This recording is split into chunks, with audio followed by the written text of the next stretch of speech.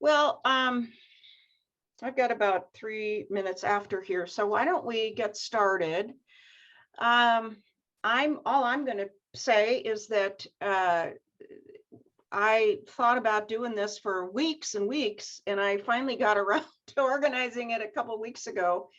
And I just thought, we've got these two great resources. Well, I initially thought about Mark, and I thought, oh, here's this great resource we have in the congregation, somebody who's been on the inside of Minneapolis city government. And, not only that, but has been through probably a trial by fire the last many months here. Who could give some insight into both what the structure is now and then what the charter amendment is proposing, not only for relative to the police, which is the second question on the ballot, but also just the whole structure of the government, and particularly focused on the mayor and the council in terms of how the authority lines break down. And so not break down, but how the authority lines function, let's put it that way. And so Mark then said he would like to bring Steve along for the ride here because of Steve's unique perspective as a member or former member of the Minneapolis or the Star Tribune editorial board and or editorial. Were you part of the board, this editorial board, Steve, or you were an editorial writer? I know that. So anyway, so I think Mark, Mark, you were gonna kind of kick it off here if I'm not mistaken. So why don't you go ahead and do that? And if everybody else stays muted, then basically we'll get a nice big screenshot of Mark and he can take it away. And then we'll have some time, we'll build in some time for questions and so on as well. If you do want to ask questions, just, although I can't see everybody, I can see 6 of you, that's all I can see. So I'm not sure how I'm going to know if people have questions, but I don't think we'll have such a large group that you couldn't just unmute. And if you have a question, I don't think we'll be too much trampling over each other too much, but we'll see, won't we, as we go through this. So Mark, do you want to get started here? Sure, I will, Laura. I think Steve and I will just give a little bit of background, just because we all, as I look on the screen, I think we all know each other, but oftentimes our professional lives are a little bit of a mystery. And so it's always good to do a refresher.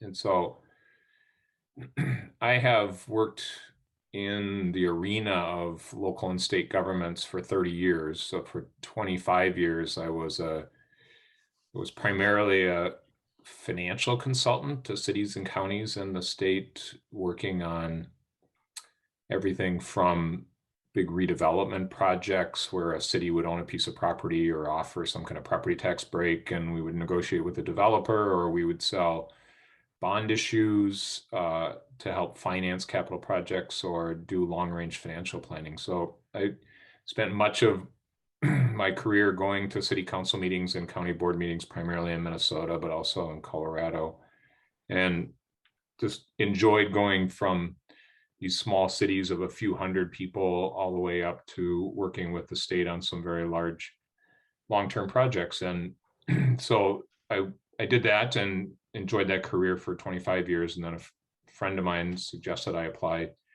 to work at the city, which had never really occurred to me, but they had the chief financial officer position open. And so I knew a few people who worked in the city and had known some previous CFOs and talked with them. And I remember talking to Steve as well at the time, and took that position for 4.5 years. And then most recently for 1.5 years was the city coordinator. And then I just stepped away in August. So it's all very fresh. I will say that I will do my best to remain as kind of neutral as possible on these things. I've actually, if anybody's ever watched Minneapolis City Council meetings or seen anything around this, there's a city clerk. We have a gentleman named Casey Carl. He's been there for 10 years. He's one of the best city clerks in the country. And I've listened to him enough to kind of give the speech that I think I can give kind of the technical aspects of all of this. But that's not to dissuade any of you from, expressing your own views or, sharing questions. And But I also don't, Lisa and I don't live in the city right now, so we're not going to vote. That's going to be up to those who live in the city, and so I would leave that to all of you. But that's my background. I will just say, number one is working at the city was both the most challenging and the most rewarding thing I've done in my professional career, and I'm really nothing but grateful for that time and for Mount Olive's both geographical positioning in the center of what's happened over the last 18 months, as well as just the centering that you all have as people who care deeply about the place. So Steve, you want to go ahead? Yeah, thanks, Mark. And thanks so much for organizing this forum tonight. And I'm delighted to be able to be here and talk with you all. I worked for the Star Tribune for 33 years. About half of that time was spent in Washington, D.C. as a member of the bureau there. I came back here and joined Mount Olive in the mid-1990s and went to the editorial page in 1998. But even before that, I developed a really big interest in cities and how cities work and how they don't work sometimes. I was fortunate enough to do reporting for stories in 46 states. So I got to travel extensively and learn about quite a number of cities in the United States, and really fell in love with a lot of places. And part of my interest had to do with the livability and the compatibility and the competitiveness of various metropolitan areas across the country. And I got to be familiar also with the issue. There was a big crime spike, as maybe some of you all remember, back in the 90s in most cities across the country. I had the opportunity to do ride along and walk along with police forces in New York City, Houston, and Minneapolis. So got a little bit interested in issues of crime and order, and a special interest in the space between actual crime and the perception of danger for pedestrians and others living in cities. So got to know some pretty prominent sociologists, Deborah Prothero-Smith at Harvard and Elijah Anderson at Penn. And just been very grateful to do some reporting. And when I was a reporter, obviously trying to be as unbiased as possible, when I was an editorial writer, I had to come to an opinion and a conclusion. So most of what I know about Minneapolis and City Hall come from the standpoint of having to study both sides and then come to a conclusion. So I'll probably be less neutral than Mark will admirably be on some of these issues. So please excuse me if my opinion comes into play here tonight, because it was my job to reach an opinion as an editorial writer about some of these issues in Minneapolis. So thanks again, and let's discuss. All right, great. Thank you, Steve. I'm going to share my screen and then just quickly make sure that everybody's aware there are three different questions in front of folks this fall as it relates to the charter. And remembering that the charter is the city's essentially constitution. There are a number of cities across the state of Minnesota and in other parts of the country that are charter cities. And what that means is that the city essentially has delegated from the state then a little more autonomy about how it sets its rules. And so periodically the city can modify the charter. And so it is, I would say, not typical, but it is not unusual to have questions on the ballot regarding charter changes. There are other ways to change the charter. The charter can actually be changed by the city council on a 13-0 vote, so it has to be a unanimous vote, and as long as the mayor agrees with that. So for example, we as staff brought the city council a proposal to do budgeting like the state does budgeting for 2-year periods rather than a single-year period. Biennial budgeting, it's called. We brought that to the city council a couple of years ago, and it did not pass on a 13-0 basis. It lost on, there was 11 people in favor and 2 against. Lisa has some advice for me. This is your screen sharing.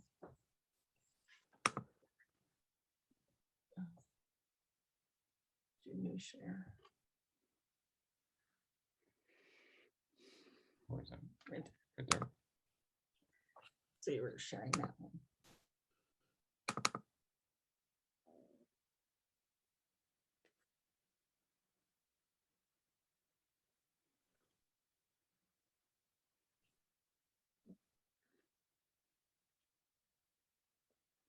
All right. We're having trouble already with what the screen sharing function is. Laura, what are you seeing on your screen? I'm just seeing your, I don't know, your whole list of documents is Okay, what I'm yeah. seeing. Okay.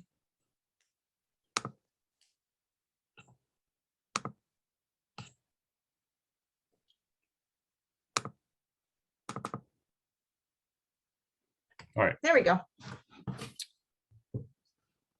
So the first question that's in front of the voters this fall is regards the governmental structure. And so I'm going to do a quick overview just to make sure everybody's familiar with questions. And then I'm going to show an organizational chart, because much of the ballot questions are about how the organization is shaped. And then there are some policy questions that come along with them. Right? But this one, won't read it for you, but you can see the general gist of this is that we have clear structure about who is in charge of giving administrative oversight, and a clear structure about the council becoming a legislative council, similar to the way the legislature function at the state level, or even Congress functions at the federal level. This executive mayor function is the way that it works in St. Paul and in Duluth when we use Minnesota examples, and then most large cities around the country have this similar structure. The other more common structure is a city manager form of government, where you have a professional manager who's hired by the mayor and council, but that is not what this proposal is. It is an executive mayor, or sometimes they call it a strong mayor system. Okay. The second question is the one that has had more press. Did that shift when I clicked onto the, okay, good. Yep. The press, this is regarding removing the police department and creating a Department of Public Safety. If you recall, the council had a proposal in 2020 to put this question on the ballot on their own initiative, and it did not move forward because the Charter Commission, which is a group of court-appointed individuals, 15 individuals appointed by the district court judge, wanted to take longer than the election period allowed to review the question. And the Charter Commission is not unique to Minneapolis. Every city that's a charter city has a Charter Commission. And so the ballot initiative through the council didn't occur in 2020. What happened this year was this ballot initiative was brought forth by a petition. And again, the council had their own proposal, but stepped back when the petition moved forward. Now, there is the ballot question, and then there's something new in Minneapolis, which is an explanatory note. And this is part of what all the court cases were about over the last month, was what exactly was the language within this ballot, and specifically the explanatory note. And here is the one that at least the Supreme Court signed off on, that is in front of us at this stage. And then the third ballot initiative is on rent control. And if you remember, this was also subject to a little bit of controversy in the sense that there were originally two questions that were going to come before the citizens. One was regarding this particular question. And then there was a second one that allowed citizens to essentially do a petition to create rent control. If the city council didn't want to move forward with this particular question, the mayor vetoed this, essentially the citizen initiative. And so that is not on the ballot. What is on the ballot here is would have to be a refinement of any kind of rent control process at a later date. It would either be something that the council itself would authorize or that they would come back to the voters at a later time. So this is different than the St. Paul rent control proposal because it's not as specific. It just says, should the city be authorized to do it? And then at a later date would come back with the specifics about percentages and who it applies to and all the other things that come along with that form of a regulation. So those are the three questions that are in front of us. And so I think when Steve and I talked, I think part of what is important, and especially all of you who are, I think, long-term thinkers, is that to me, these discussions about these types of governmental structures is oftentimes like the debate at the federal level about filibuster, is who, which particular side of the political spectrum you may be on and how these changes advantage you or disadvantage you depends on who is kind of perceived to be in power and to what advantage these things should be. But the charter has been around for 100 years, and presumably, while it's been modified periodically, the last major change was the 1980s. And so presumably this is going to be around a long time with more conservative or less conservative folks on either in the mayor spot or in the council spot over a period of time. So this is a broader discussion. And I think part of the question comes up is, how did Minneapolis become so unique in the sense that they have this shared power governmental structure that relates to questions number 1 and 2, where it's not as clear cut as maybe the other parts of the country? And Steve, maybe you can just comment and give a perspective on how you have heard or what you've experienced in your career about how Minneapolis arrived in this place of having this unique governmental structure that we're talking about today. Well, this is the way it was explained to me when I first came to live in Minneapolis. And that was the history of Minneapolis compared to the history of St. Paul. St. Paul was always a Catholic city. Minneapolis was always a Protestant city. And Protestants, including the settlers that built Minneapolis, what we know of as Minneapolis today, were suspect of authority. And so they created a structure where nobody has exclusive power. The mayor is a weak figure compared to most other cities. Council staff members in Minneapolis, most of the heads of the staff have 14 bosses, 13 city council people, and the mayor.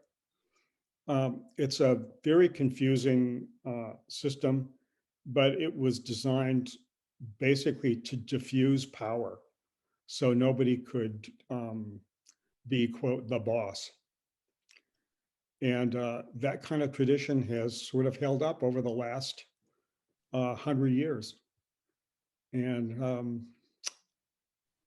that's what was passed to me when I first came to the city. And I think it's probably true and is reflected in the character of Minneapolis compared to, let's say, St. Paul, for example.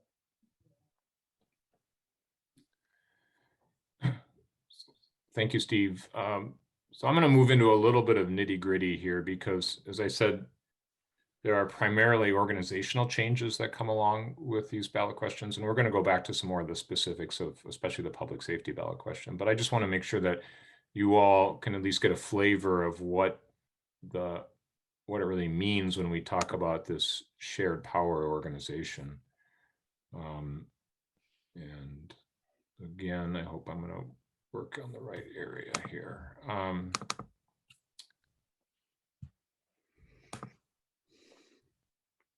Can you all see the organizational chart in front of you? Okay. So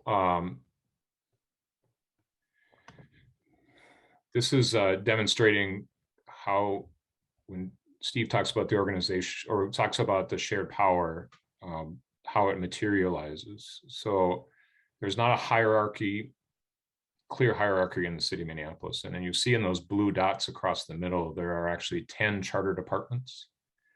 So civil rights, police, city attorney. So we don't in Minneapolis have an elected attorney like the county does. We have an appointed attorney, an assessor, city coordinator. That's the position that I held over the last year and a half.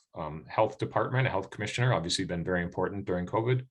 Regulatory services, who are the people who do like housing inspections and traffic control, is regulatory services. We have police, obviously, community planning and economic development, and public works. And actually, public works is, I think, in terms of personnel and certainly in budget, the largest department we have in the city of Minneapolis, which most people don't think about. But remember that in Minneapolis, we have a water fund and a parking fund and all sorts of things that associated with construction projects and street maintenance. So public works is a big deal in the city. And the police department obviously being pretty close in size and having a larger general fund operation budget. Okay, and then obviously the fire department, a key component as well. So, so all of those 10 folks are co-equal. So there's nobody in charge of those 10 folks. What the entity that is in charge of those 10 folks is a committee called the Executive Committee. And this is one of the changes that occurred in the 1980s, which is chaired by the mayor and then has an additional 4 city council members on it: the city council president, council vice president, and 2 other city council members. And that committee is the one who actually appoints all of these officials. And one of the things I think that Laura wanted to talk about was what's oftentimes rumors versus what's facts on how the city operates. It is this committee that hires everybody, including the police chief. So the police chief has a term of 3 years, and the mayor puts forth the name for a nomination, but it has to be approved by the executive committee before it goes anywhere. And then it goes to a public hearing and the whole city council. And that's true for the other 9 members of the staff. They only have 2-year terms, though, unlike the police chief, who has a 3-year term. So you have to go through that process at least every 2 years for all these other leaders. So while the mayor has this ability to nominate and be the one, like the governor, to put forth the name, it is really the council who decides. And then ultimately, if you wanted to remove somebody early before their term was up, it would take the whole executive committee and the whole city council to remove a staff person who wasn't performing that they think they should perform. So that is the kind of shared power. So it is power not just between the elected officials, but actually this gives staff a fair amount of authority and independence as well. Because as Steve said, when you have this many bosses, you have a variety of people you can listen to in terms of how you get things done. Okay. The mayor in Minneapolis, in this very widespread checks and balances, is not like a weak mayor. It's just a weaker mayor system than other parts of the country. So, for example, you may not know that when the park board passes some kind of resolution or ordinance, the mayor of Minneapolis can actually veto the park board's actions, and the park board can override it. So that is a function, and the same function for the mayor and the city of Minneapolis. Mayor can veto council actions, and the council can override it. Okay.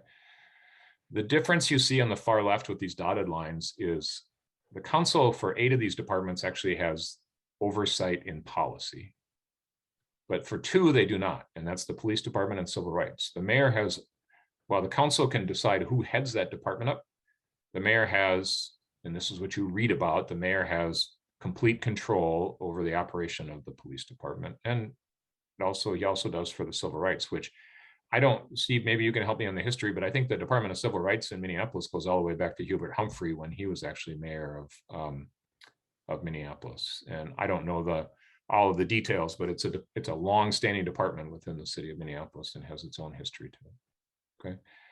And then you have a whole bunch of other departments which report to the city coordinator. So there are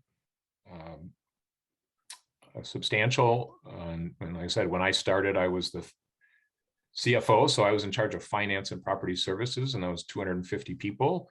But I was reporting to a city coordinator, but I also reported to a council committee, not just the executive committee, but I reported to the Ways and Means Committee. So it was, and then at times as the CFO, I also reported to the budget committee. So it's not just 14 individuals, it's also sometimes 3 different committees that you're responding to, which is not unusual to have committees, but it is unusual within this kind of government structure to have committees then giving direction to staff in addition to the mayor giving direction to staff. And the difficulty sometimes for staff is, what if you're getting 2 different messages from those folks at the same time? Then who do you listen to? And oftentimes to be a leader in Minneapolis, you have to be more of a diplomat than you are a bureaucrat. And the good news out of all of that is you tend to attract people who are pretty smart. I mean, I ran into some of the most compassionate and most intelligent people I've ever met who serve the city because they have some of that independence. But obviously in a time of crisis is when some of those weaknesses come forward. And that's part of what you're hearing about as well. So the city coordinator decides on those other departments, communications and intergovernmental relations. That person hires those folks and oversees them directly. But again, some of those folks also are responsible to city council committees. And so there was a separate intergovernmental relations committee. So that person sometimes wasn't sure, do I listen to my city coordinator, my immediate boss, or do I listen to my chair of that committee, or do I listen to the mayor? And so that again is one of the rationale for bringing forth the question number 1 is this shared power organization one that works well or not? I will just say that other arguments that I've heard sometimes is one of the reasons we have such great parks is because the parks is not just part of public works or part of the city department, that they are independent and held up as so important that even though they have some responsibility to the mayor, that has made us a better parks city over a period of time. So I don't mean to imply that there's like all these things are bad or good. It's just this is the time to re-examine some of the issues. So that is a quick overview on at least the organizational chart. I'm happy to go through in any detail and questions, but I want to turn it back to Steve to see if you have any other observations on either this document or some of these reporting relationships that are inherent in these questions. Do you think, Mark, that the structure chews up people more than, let's say, a structure that where the lines of authority and the lines of accountability were clearer? Do you think that Minneapolis goes through department heads faster than a city that had a clear line of communication and authority?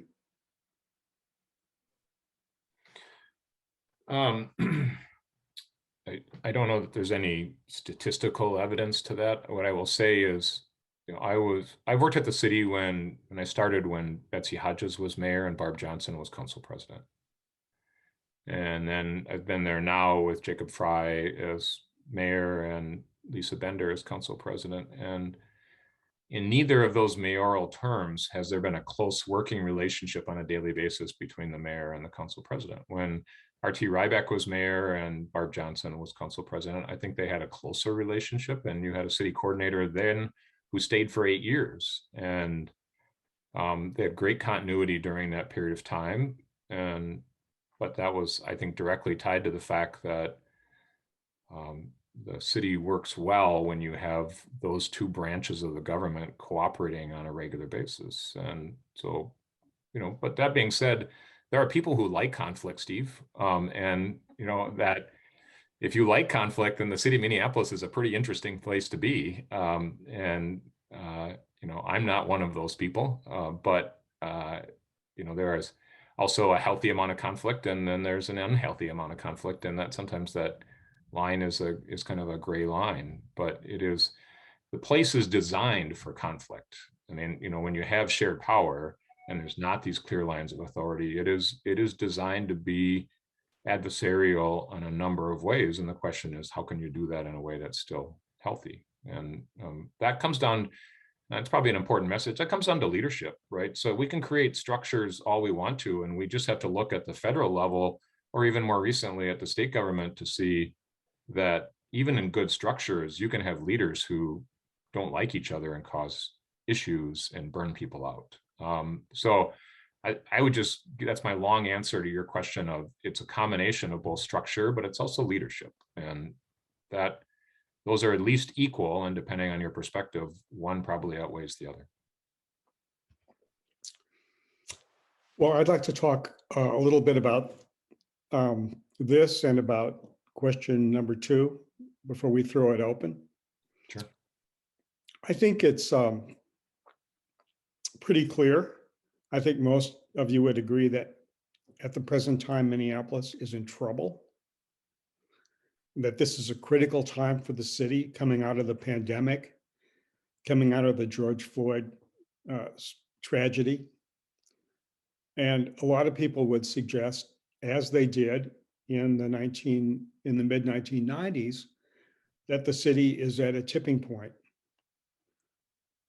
We're going to have to see whether it remains a viable aspirational city, like, for example, Denver, Seattle, San Diego, places that we aspire toward, or a place that is overwhelmed by its problems, like Detroit and St. Louis. The November ballot questions, I think, are going to determine much of the direction that we take. And it's important not just for the voters in Minneapolis, it's important for the whole metro area. Minneapolis is kind of a centerpiece of the 15th largest metro market in the country. We don't sometimes realize how important this metro area is, and how important the health of the central city in that metro area is to the success of all of us, whether we live in the central city or not.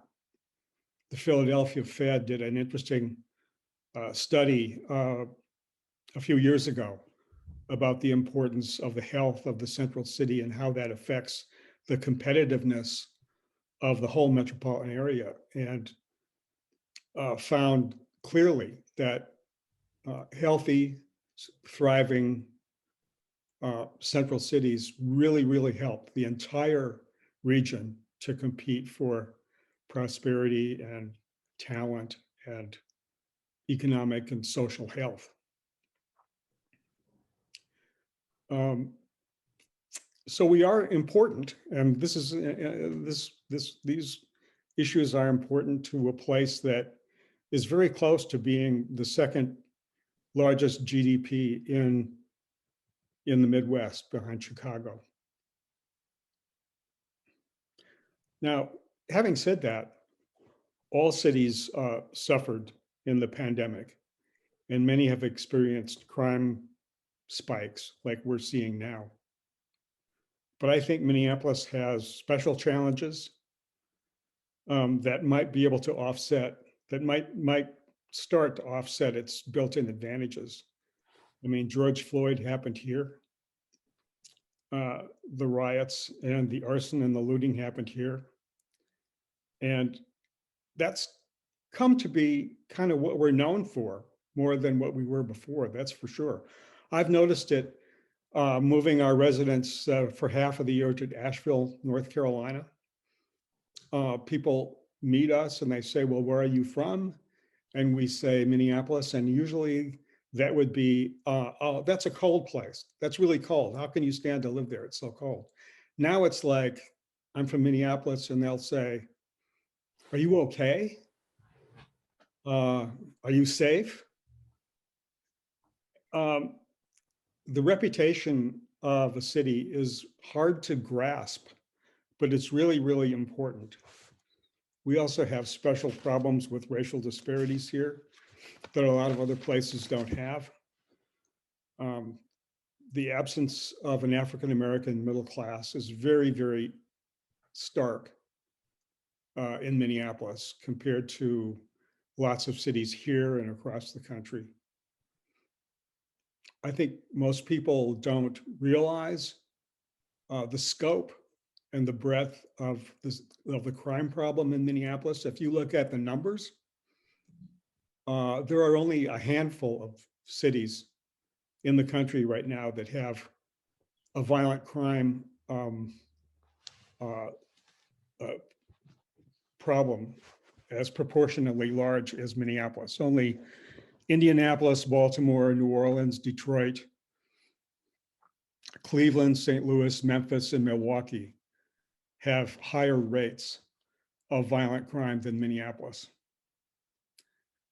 Minneapolis, if you're a resident of Minneapolis, you're twice as likely to be a victim of violent crime than you are if you live in New York. It's amazing. And we already have well, I'm going to get a little biased now, but we already have a relatively defunded police department down to about 600 officers, which is a tiny police department compared to, let's say, New York, which has 35,000 officers. Now, New York is 20 times larger than Minneapolis, but if you do the math, you figure out that New York has a police department that's 3 times larger proportionally than Minneapolis is. We would have 1,800 officers if we had a police department the size of New York. I'm not saying that size is all that matters. Certainly, we need a police department that also can handle some of the social service aspects that are being talked about. But I think you would have to admit that our police department is overmatched and demoralized. I think we saw yesterday or the day before a kind of incident that brings all of my discussions to a head. We had a woman riding a scooter down a sidewalk in probably the most exciting, best part of the city, the North Loop. She's doing this at 11 o'clock at night. This is exactly the kind of city you want to live in, where you're taking an alternative means of transportation. You're out at 11 o'clock at night. Hopefully you're feeling safe, but no. A gun battle between apparent gang members has been raging for miles, and one of the guys gets shot and crashes into a hotel and kills this woman. I mean, that kind of encapsulates, the kind of problems we're going through. So I think Minneapolis is hampered by its structure. Kind of like I wrote a piece about the city structure in 2004, saying it's like a ball player trying to play baseball with a 90-pound backpack. We need to be leaner, and we need to be a city with more accountability, clearer lines of communication and authority. And I think in order to compete and prosper in the future, these issues that we're going to be voting on in November are really important.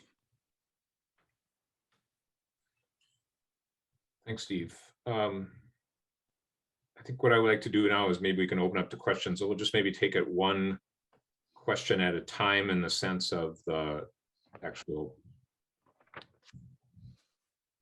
charter amendment questions. And so we've talked about the organizational chart. And go ahead. I'm just wondering maybe if you can take down well, I don't know, should we leave the organizational chart up there?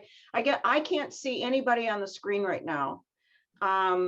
And I think maybe that's because everybody has, yeah, there we go.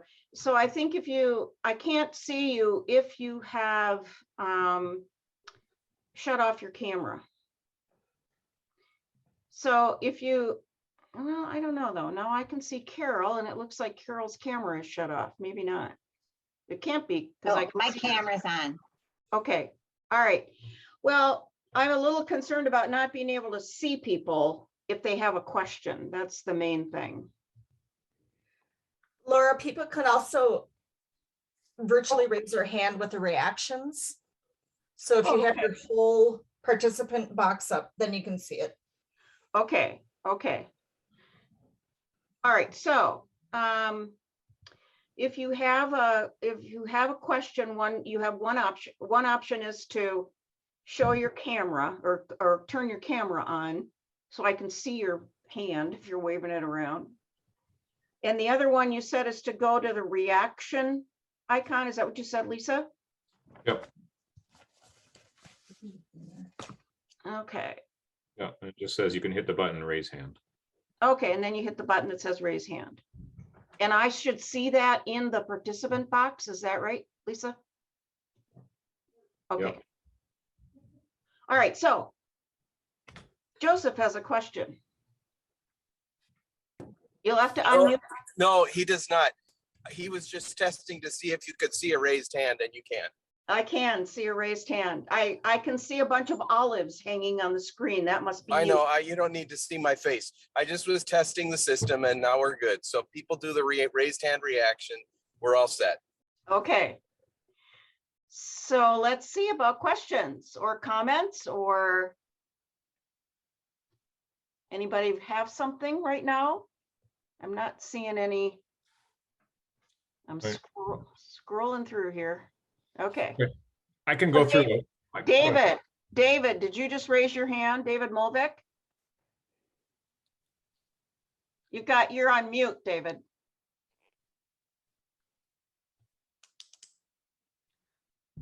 Oh, there you go. Yeah, Okay. every piece of software we use for these Zoom meetings has a whole different control system. Okay. I Haven't used this sorry. one before, so bear with me. Okay.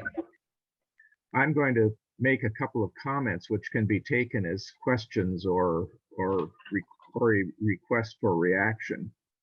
One of those is that I've lived in a lot of different places in my life, and one of the more interesting ones from a political standpoint was Alaska.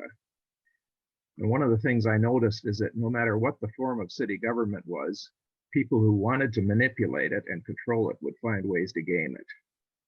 And that's what you had to be alert for. Most of the cities that there had a city manager system. And in some cases it worked extremely well. In some cases it worked very poorly. And that largely came down to a case of how the council went about conducting their business and whether they were gaming the system to take all the power away from the manager, which in one town they did quite successfully, only to get themselves recalled in February. It's a joke in Alaska that February is cabin fever season. It's when all the worst political fights happen. In this case, a recall election was scheduled in February and they recalled most of the council and completely changed it. My other comment is about the police department. That's one of the things that's been concerning me a lot. In 1970, was when the first time I moved to the Twin Cities as actually to live here was in 1970. Before that, I'd been an occasional visitor. My mother always considered Minneapolis her hometown, and I had a lot of relatives here, but I hadn't actually lived here myself. Well, in 1970, I moved here, and I just graduated from college. I had several college friends who'd grown up in the Twin Cities, and they unanimously advised me to live in St. Paul rather than Minneapolis. And when I asked them why, they said the police department. Of course, in 1970, one of Minneapolis's big problems was the mayor was Charlie Stenvig, who was encouraging all sorts of abusive behavior by the police department. And there was quite a bit going on. It was almost like a daily thing where there'd be a story in the news about the Minneapolis Police Department of another abusive authority by a Minneapolis police officer, which even extended to the university police force, which of course made for a lot more abuses because this was in the height of the anti-war movement.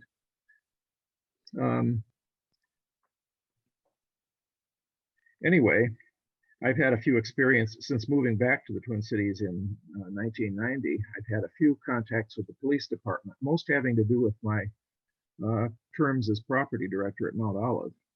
In the 90s, we used to get a fair number of break-ins, and I was the one who had to run down and let the police in to investigate things on occasions when they did that. And there was one occasion when one of the officers present, who was acting like he was in charge, started to give me a lecture about how you people are idiots to be here. Why don't you move out to the suburbs? Well, I was a little reluctant to respond the way I wanted to because I had no witnesses present other than other cops. But what I wanted to say to him was, we're here to serve this city. What are you here for? And that was my feeling that's been my feeling about the Minneapolis Police Department for a long time, from much behavior I've seen from officers, is that they act as if they consider themselves to be an occupying army in a hostile city. And if there's hostility from the city toward the police, I suspect the police bear a lot of responsibility for that being the case. What I've seen ever since the George Floyd murder, and a lot of calls for reform of the police department, is that I hope something positive is happening, but boy, I sure can't see much of it. It just seems like nothing is being done. And I really think something has to be done. And I guess one of the difficulties that worries me a bit is that Americans have become so indoctrinated by Hollywood and other television programmers to think that Dirty Harry is the model of good police effectiveness. So, of course, if people expect abusive behavior from police officers, that's probably what we'll get. Any responses to that? Mark, Steve, any thoughts about that? I think, David, I think it's a good history lesson, and I would say that I'm going to give a response that comes directly from my experience, which is over the last year, Andrea Jenkins, the city council member who represents the area just to the south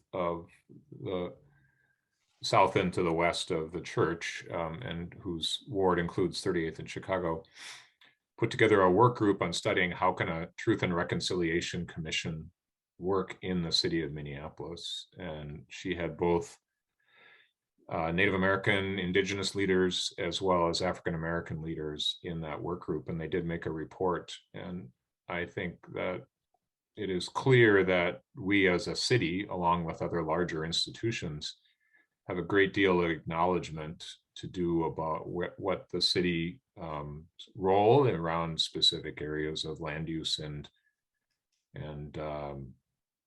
planning, and to some extent lending practices, and certainly within both our police and fire departments, because it's not just the police department. The fire department does not have a great history in terms of equity up until some significant changes that occurred in the last 30 years and has resulted in a very diverse workforce in our fire department in the city of Minneapolis. But some of that truth-telling still needs to occur. And as I said, I think the city needs to own its part, and I think other institutions also need to own their parts of the discrimination, both on a racial and gender discrimination basis that we have. And that again is something that is underway, and I hope that will continue under the leadership of Andrea Jenkins and others who are promoting that kind of work. So I think, to your point, David, also that structures, as I said earlier, it's also leadership that's an important component. The the part that obviously the city council and reasons for their putting forward question number 2 is they feel like having the city council more in charge of policies and practices of the police department and not just the mayor, remembering that the city council does have authority, as I said, over the budget of the police department, as well as over who is the police chief, but they feel like having more authority over the policies will bring about change faster. And that's where some of the difference opinion and some of the discussion needs to occur as to whether that would be the case or not be the case. I would Oh, go ahead, Steve. agree. I would agree with David that there are some bad officers in the Minneapolis Police Department. I've had a run-in with at least one of them when I was stopped for a traffic violation. He abused me, embarrassed me in front of other drivers, and I chalked it up to him having a very bad day. But maybe he had a lot of bad days. But I think we also have to be understanding that over the decades, the city has changed a lot. And if you're a police officer, it's very easy to get jaded because you're dealing with a bad element in our city day after day after day. In the mid-1960s, I looked at some FBI statistics. We just had our 75th murder in the city. How many murders do you think we had in 1964? The answer is 8 for the entire year. Things have changed over the last number of decades. And even today, we have in the city, we have a violent crime rate that's twice as high as St. Paul.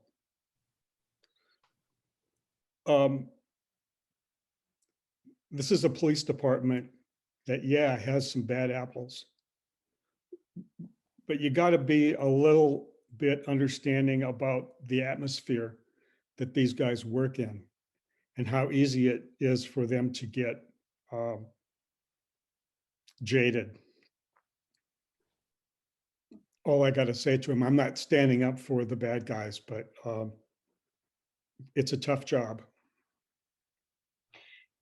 Can we look a little bit more specifically at the second question on the ballot to say, because I think and I don't live in Minneapolis, but I certainly hear enough to think that there's probably a fair amount of misunderstanding out there about that the language to defund the police department, of course, is that's pretty loaded language and frightens people, I think.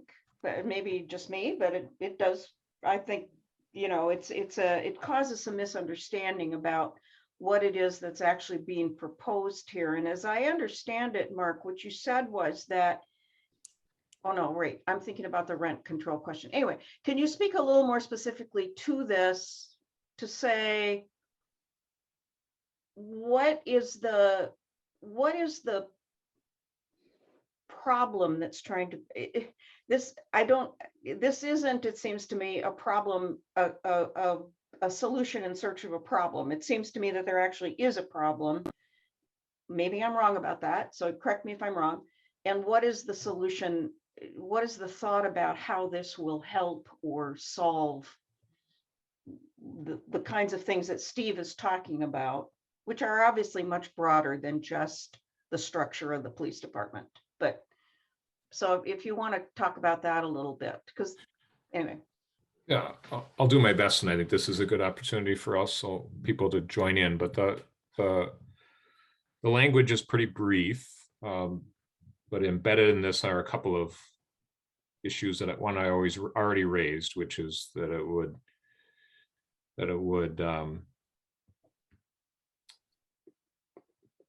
make the city council.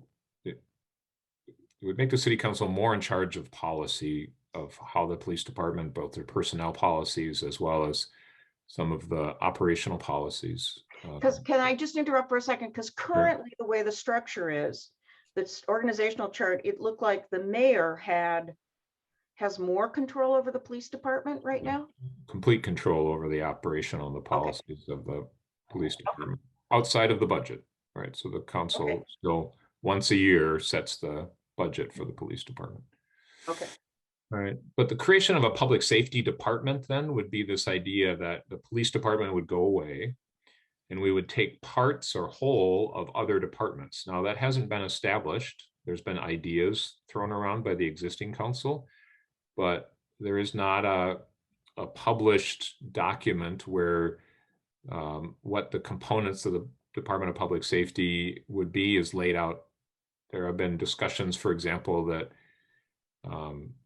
that parts of the health department, specifically the Office of Violence Prevention, would move into this community safety department. It would be under, you'd have the 911, our emergency communications under this group, potentially emergency management, which is a separate department under this group. And they would be under one leader. And as was mentioned then in the ballot language, which was in the petition, which was it'd be a comprehensive public health approach. And again, depending on what your perspective on public health means, but I think for the Office of Violence Prevention, which is in the health department, that means going upstream to crime prevention. And we have crime prevention specialists already within the police department that were moved to a separate department in last year, but we have crime prevention specialists. But for example, the Office of Violence Prevention is doing things like when there is gang-related or group violence, they call it,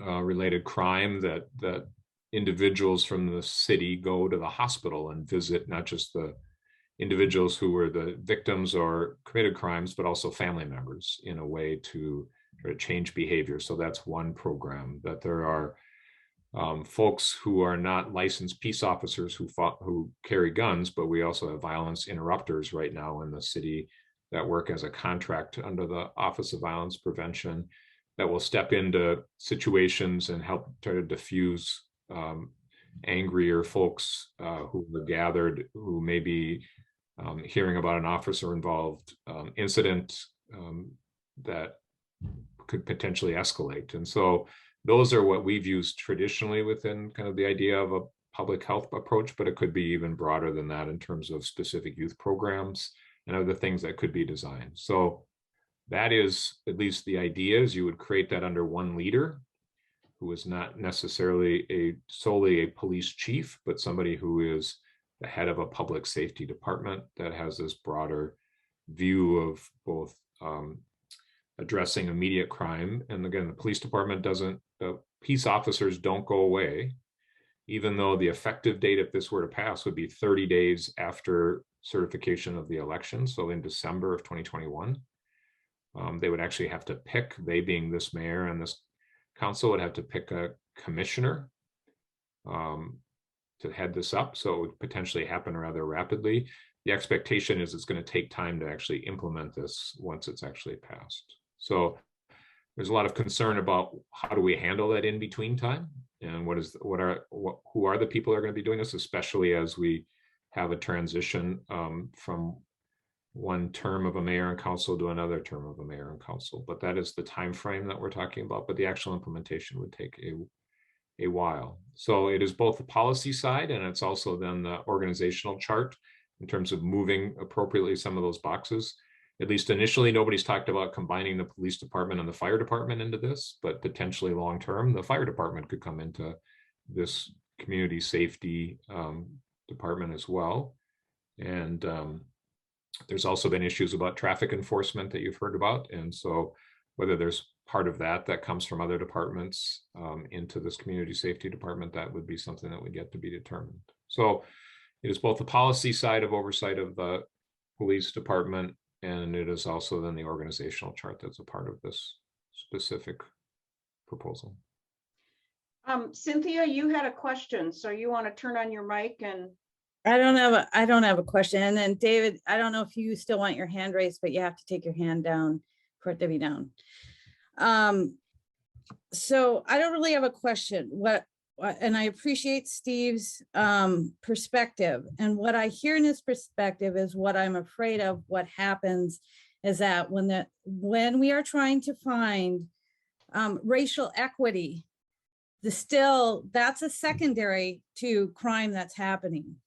We had a major trauma show itself to the world in Minneapolis. And actually, I'm very grateful for it.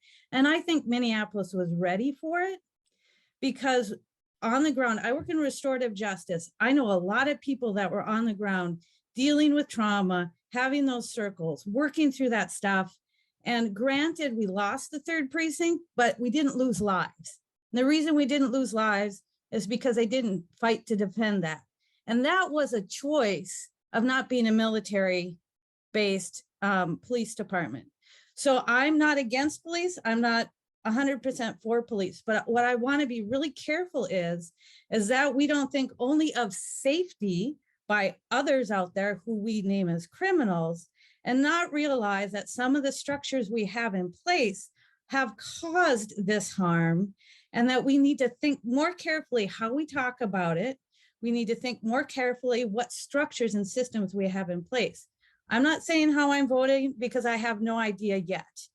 But what I do know that I have been working on, and I am my organization along with 3 others, we're creating a reimagining public safety. We don't have it out, but it was granted by the Office of Violent Prevention, where we're going to have a neighborhood organization apply for us to do training in trauma, training in restorative circles, and then them developing a public safety model for them to do it. Because what's happened is, what happens if we change too fast is that we create a vacuum and we replace it with the same thing. It may be a different name, but it may be the same thing. But I think there's a lot of community members on the ground, and I think there's a lot that people don't know about because it's not being talked about, that people are making those small changes. And that's where I see actually that this is a place that I want to be in, and I want to help Minneapolis grow in the next 10 years. So I want to say it's not really about how I'm voting or what I think. I just don't know. But I know that we need to equip our community to be able to make those changes. And we also keep needing to push against a police department system that's not listening. And I do feel like some of that is changing. And I also feel that the city council has been listening. So, and I think the mayor's been also very positive to this. I think we've all been through a traumatic time. I just don't want to say, oh, there's so much crime out there, because I'm working with those kids that are caught with those vehicle tamperings and with the stuff. I'm meeting with those kids, and the trauma that they're feeling getting caught with a gun, it's because they are scared to death to be in their own neighborhoods. And the only way, because they don't have any other really help to think outside the box, is like a gun's the only thing that's going to protect them. So we have to get in there and we have to break that. But I don't know if, voting for or against these things are going to do it, but it's a long-term problem. I think Minneapolis should be not very happy, should feel good about the investment that we've been putting into it. And I hope that more goes into that. And that's all I have to say. Sorry about that.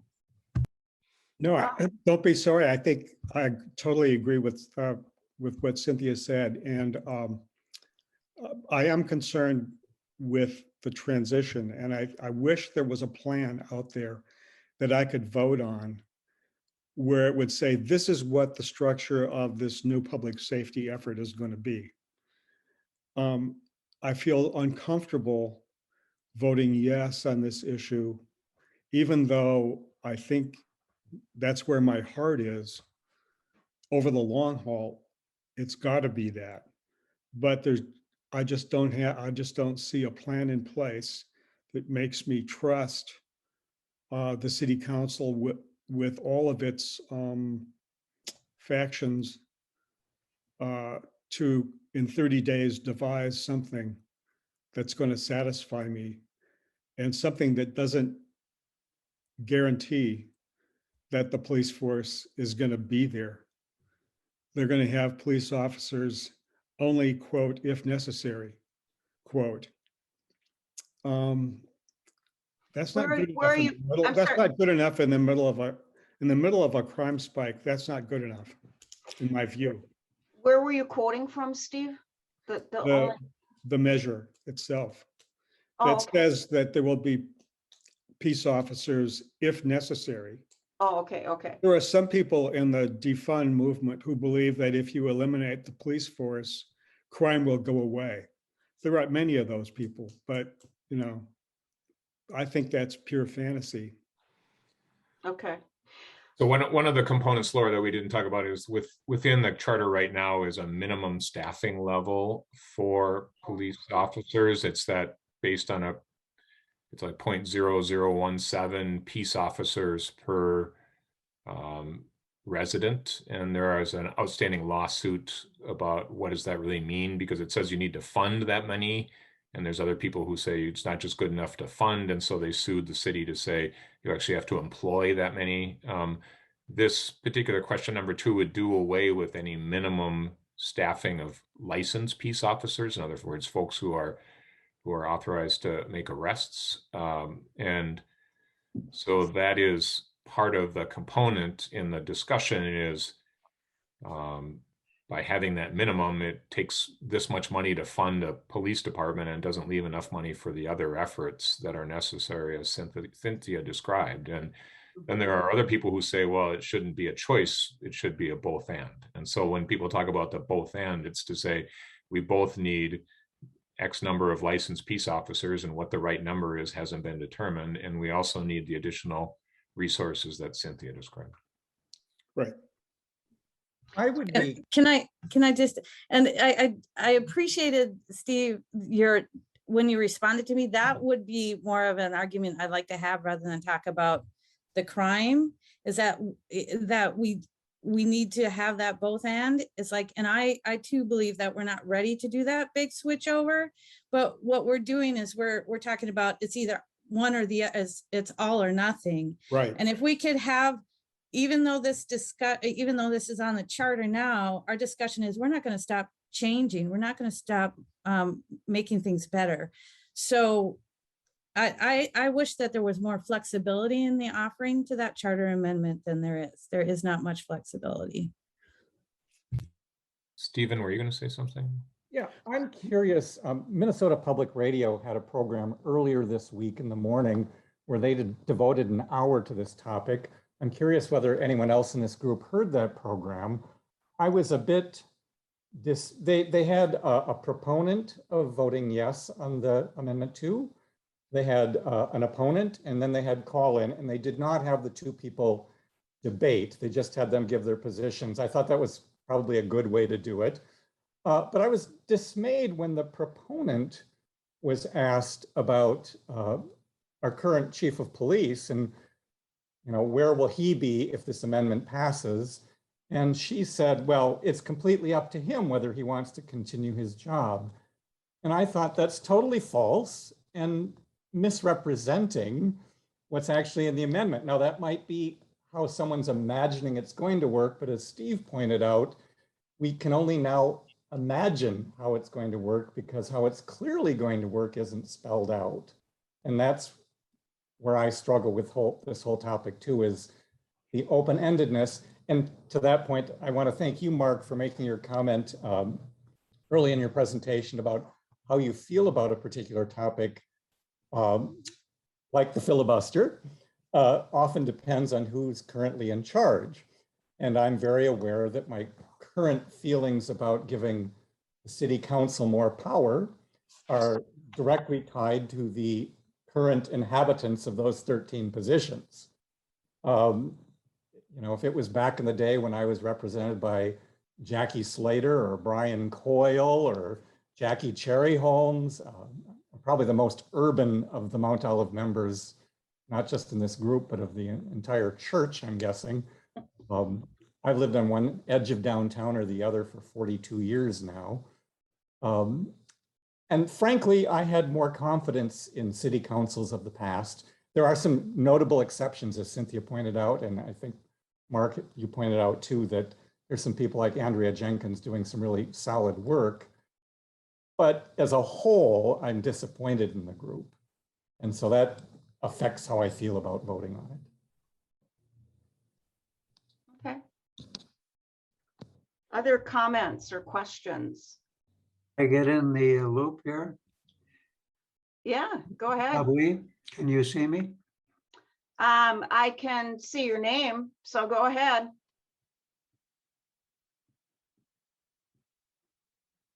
Bob, I Bob? think you Bob, just go ahead. muted yourself, Bob. Yeah, you need to unmute yourself. Let's see if I can do that. Oops. I can ask you to unmute, but I can't actually unmute you, Bob. So you need to unmute yourself. There you go. Oh, there's Steve. Is that working? Well, I can hear you now, so go ahead. Okay.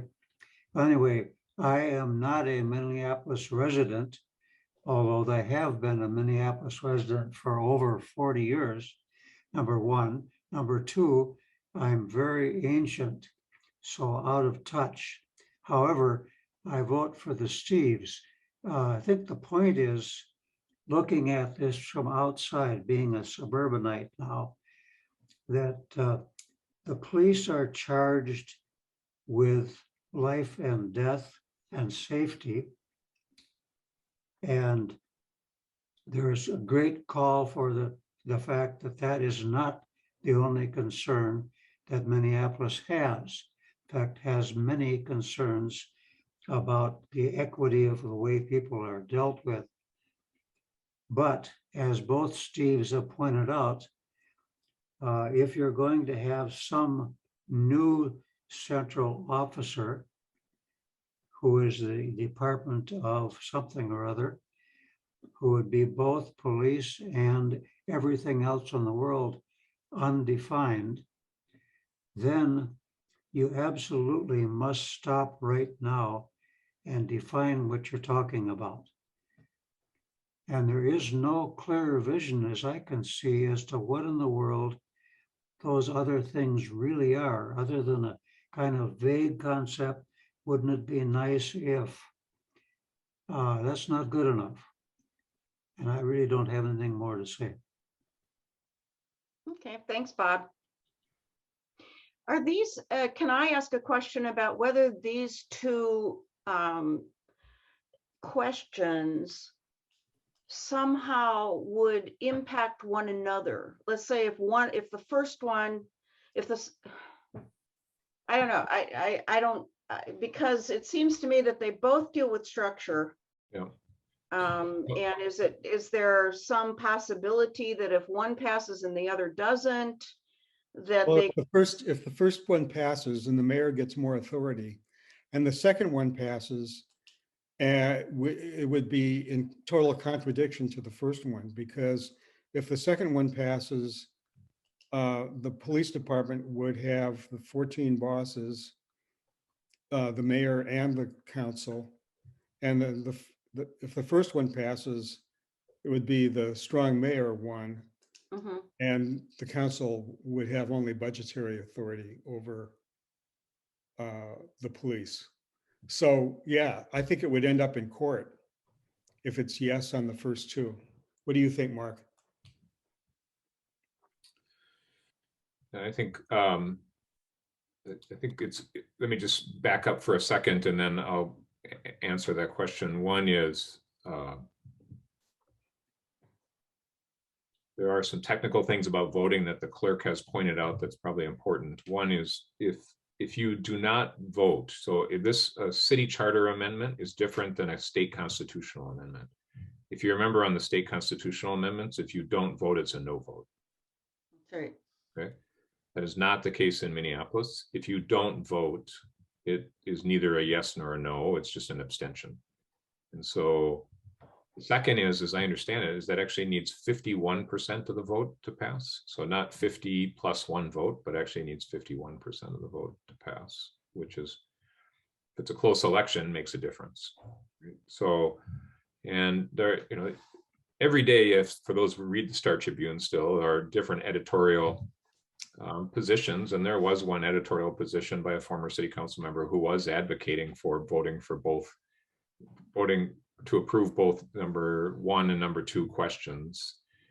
And Steve's right. I think it will certainly, as recent history is any indication, it would end up in court, but there is some kind of construct that could be put together that would say the two are not completely incompatible. I mean, that you could create a new Department of Public Safety, but you potentially could still have more mayoral oversight of that. But that would take months of litigation to work through, and again, would be part of a difficulty of a transition and some uncertainty. But it is not a completely irrational thing to do, is to vote for both number one and number two if you feel like you like components of both of them.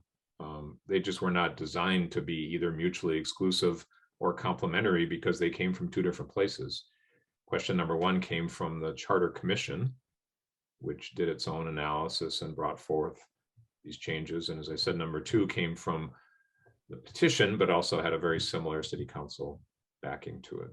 So it's possible that could happen, or neither of them pass, which is also, not unexpected from the standpoint that if we look at history, if you look at history, that's probably what the most likely outcome is if, as Steve said, we don't trust centralizing authority for anybody, then let's just leave it as it is and let it all kind of just be figured out. So I think that's another possibility out of all of this. And I don't know if that gives us a better feeling or not a good feeling about it.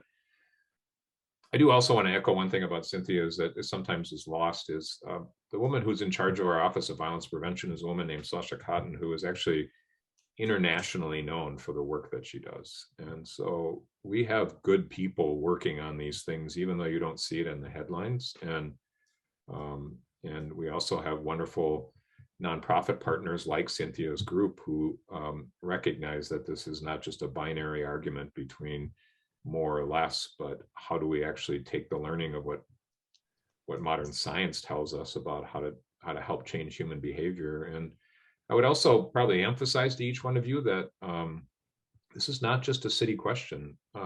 You all need also to be communicating with your county commissioner as much as you are with your city council member, because the county is a much bigger budget and has significant control over these areas around the amount of funding that goes to housing, the amount of funding that goes to human services. And if we create a city human services department that is not in cooperation or is duplicative of what the county is doing, I think we're missing a great opportunity. And so those are not opinions related to any of the ballot questions. I just want to share those observations that advocacy around these issues should be at different levels than just the city government. So often we think that if we solve the police department, we solve the crime problem. And I think our police chief would be the first one to tell you that that is the most erroneous conclusion that you can come to, that crime is solved by giving people better jobs, having better after school programs, having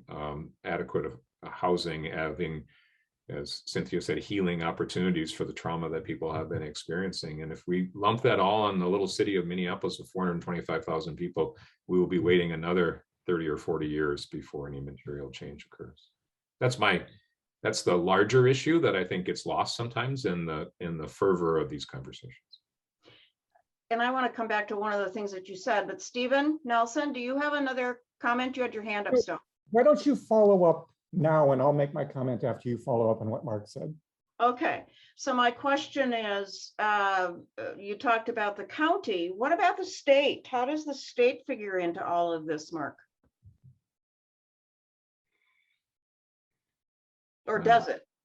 Well, I mean, the answer is obviously yes. I think it's pretty clear that it's already been documented that the police union and the protections that go along with the police union have much more to do with state law than they do with the contract that exists between the city of Minneapolis and the federation. And so that is a significant component. And the county gets, a vast majority of its human services budget from the state, as well as the fact that the commissioner of public safety is the chief law enforcement agent in the state of Minnesota. And so, yeah, I mean, to say the state is not involved is also erroneous. But I think that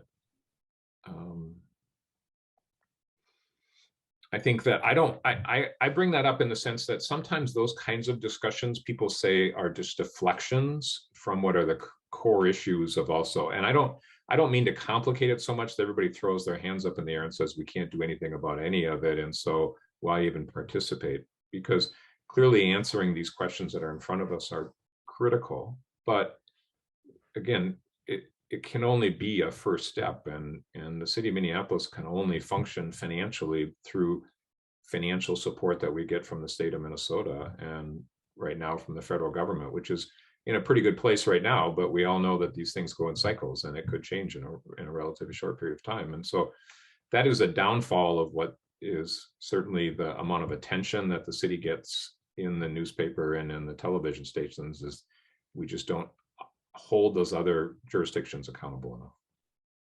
Yeah, and I totally agree. And I think there's a softer connection with the state as well.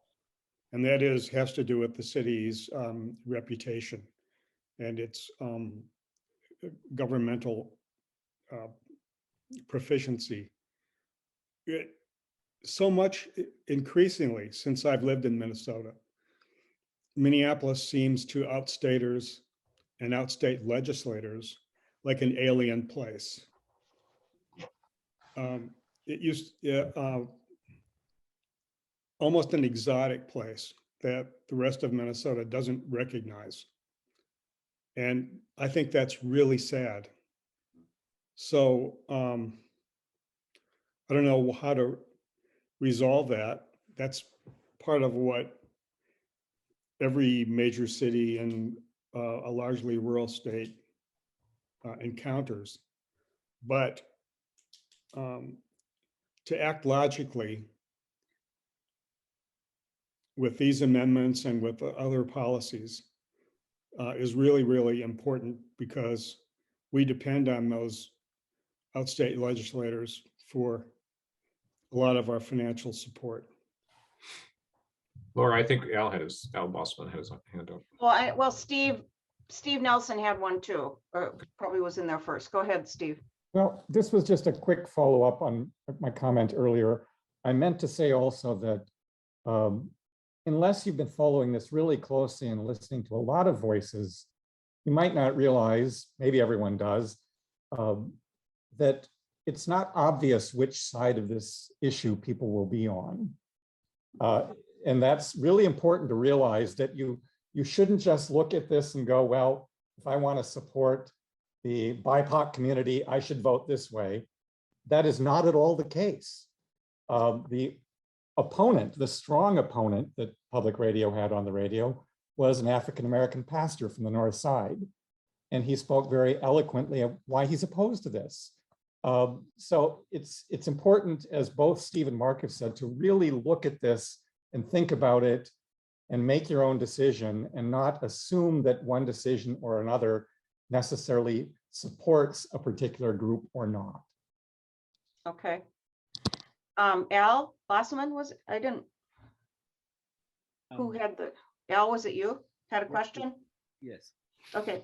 Well, I really appreciated all the insights and thoughts that people had. And I do think that the questions that we're dealing with in our city are just a symptom of a larger societal problem.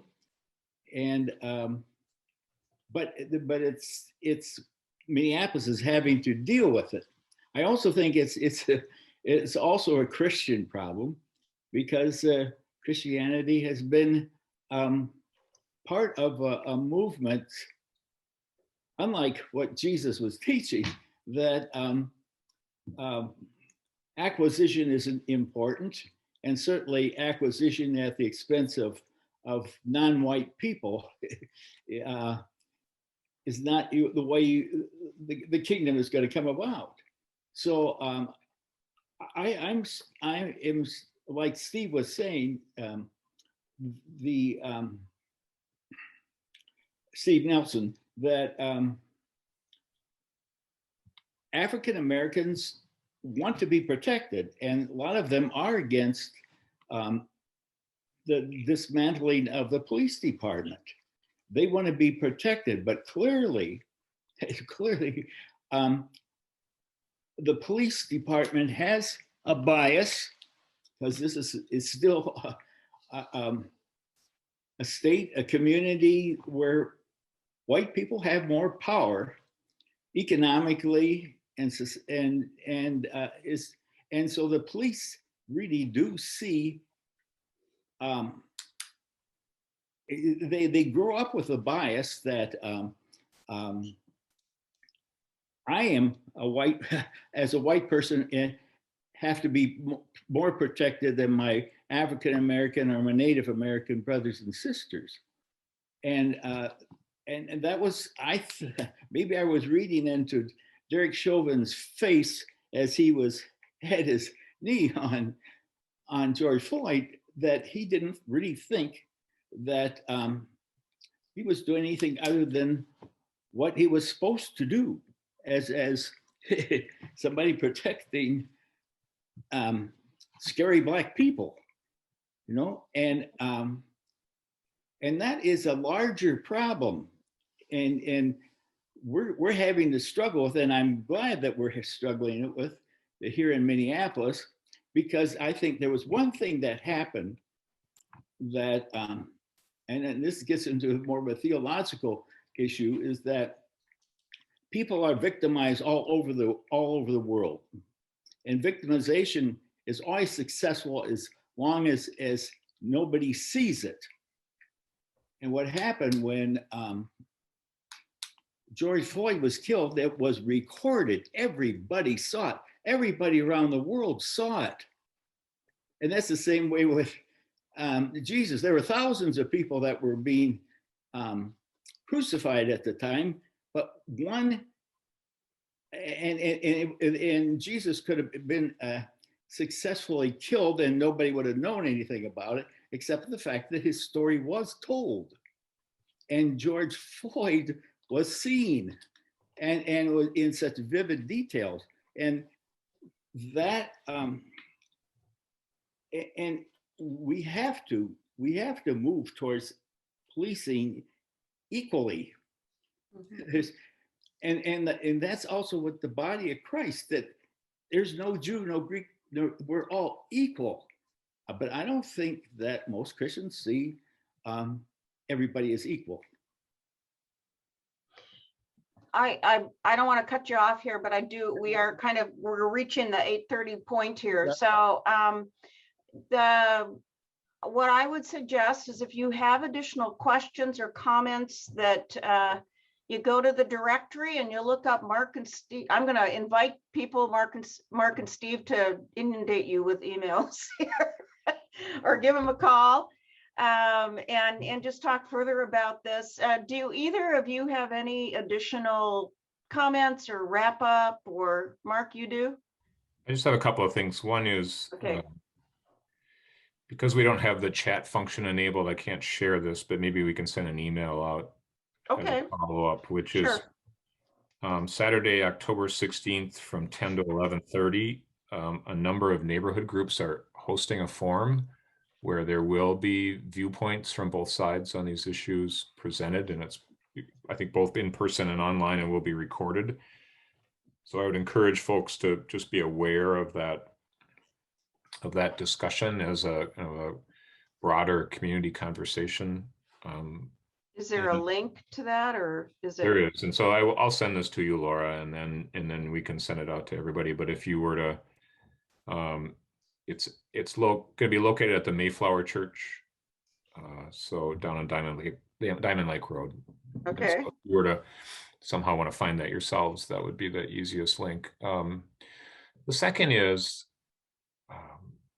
to the point I think that everybody was making, but I really want to hammer home, is at my time in the city, not just in the last year and a half, but the whole time, is when we talk about equitable policing, we also have to think about equitable distribution of crime. And the north side of Minneapolis has been experiencing the kind of crime that in the statistics that Steve described for a number of years. And we do not have an equitable we do not have an equitable distribution of crime and haven't for a long period of time. And there are those voices, and I'm not either holding them up or criticizing, but there are those voices who say it is time for the rest of us who are the white Minneapolis residents to experience what the majority people of color residents have experienced in predominantly North Minneapolis, but also certainly in parts of our neighborhood in South Minneapolis for a long period of time. And this is not a new phenomenon. And that strikes me to the heart, really, more than anything else, as we consider these issues and talk about what is the solutions that come along with it. And so I just would ask you all to kind of hold those thoughts in your heart too, is when we talk about equity, it is at a number of levels. And that one is the one that impacts people's lives and their feeling of safety more directly than anything else. And any of the solutions we come up with also need to be focused in that area. So that's my thoughts.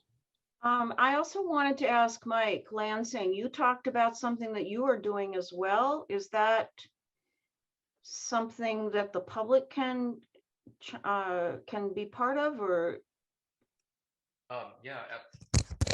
Yeah, absolutely. I think there are a number of organizations doing the kinds of things that Mark has described. So I would just encourage everybody to check out as many as possible. This is an open to the public event sponsored by Augsburg Women Engaged, but it's open to everybody. I'll be happy to send you that information. It's happening Tuesday night, Okay. 7:30 on Zoom. There's only one person on here, someone named Linda, Lynda, and I don't know who that is. I've got everybody else's name written down, but Linda, Lynda, could you unmute yourself and tell me who you are? Do you mind doing that? Not doing it. Okay, maybe she's not there anymore. Okay, any other quick comments, or Steve, any wrap up you got here? Last words of wisdom? I like what everybody said, and I really like what Mark said about the geography of crime. And now the rest of us are feeling what North Minneapolis has felt for decades. And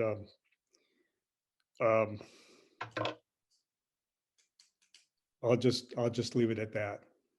Okay, great. And the reason I ask about I want to have all your names is because if I'm going to send out these links that folks are going to send me, I'd rather do that in a targeted way. The other thing I want to add, now that I've done this once and I'm not so terrified of this, the whole Zoom thing, this is not a bad thing for us to be doing as issues come up that are seen primarily as civic issues, but really impact us not only, as a wider community, and certainly as the neighborhood around Mount Olive, but do, as Al has pointed out, do have real theological implications as well, and implications for our life together as a church community.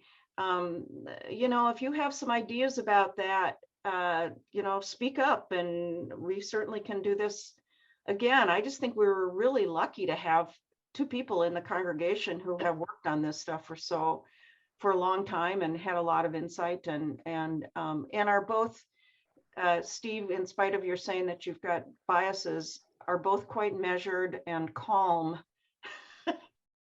in their in their ability to relate. So Laura, I do want to say three, because Cynthia's expertise should not be also underestimated as well. And her contributions for a long period of time in terms of restorative justice, and she has also been funded not just by the Office of Violence Prevention, but by our city attorney's office in terms of the value that she brings to our community. And I just want to also say thank you to Cynthia for being the person that she is, not just tonight, but throughout the life of Minneapolis. Yeah.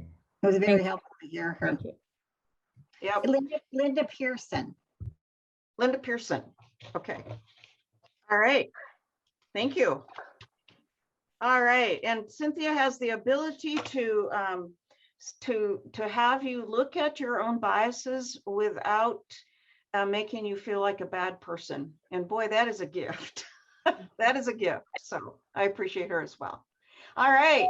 I think we'll call it call it a night. And thank you so much for being here. And then my next task is to figure out how to put this on the YouTube channel so we can make it more widely available. So I have no idea how to do that, but a lot of people do know. Send me the video, Laura. I can get it up on our website. All I can right. get it up on YouTube. If you just send me the discrete video, I can make it work. All right. Thank you. Laura, Thank you, Yes. everyone. Good Everyone. night. Thanks, everybody. Bye-bye. Thank you. Good night. Thank you. Thank you. Thank you for pulling this together.